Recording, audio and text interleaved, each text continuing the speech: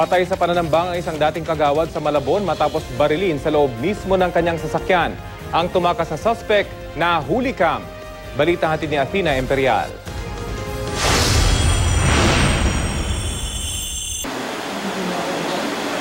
Nahagip ng CCTV camera ng Barangay Muzon sa Malabon ang mga huling sandali ng negosyante at dating kagawad ng nasabing barangay na si Edison Salvador Jacinto. Pasado alas 10 kagabi, kasama ang anak na lalaking minor de edad, sumakay ang biktima sa nakaparada niyang owner-type jeep sa gilid ng Kagitingan Street. Makalipas ang ilang segundo, mapapansing napatakbo ang isang batang babae patungo sa tulay. Ilang sandali pa, isang lalaking nakasombrero ang makikitang tumalilis palayo sa jeep mula sa may driver seat nito. Ang anak ng biktima, bumaba sa front seat, tuliro at tila nanghihingi ng tulong. Sumunod pa siya sa jeep sa pag-andar nito at hanggang sa bumangga ito sa pader at puno.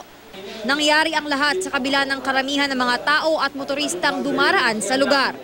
Kwento ng mga tanod ng Barangay Muzon, galing daw ang mag-ama sa isang lamay at pauwi na sana ng Barangay Tugatog sa Malabon nang mangyari ang pamamaril. May dumating na nakasingle na sabi nga po na may bumanggang sasakyan sa may tulay.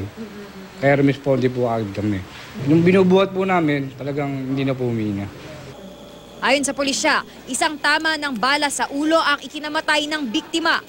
Patuloy pang inaalam ang motibo ng pagpatay at kung sino ang gumawa ng krimen.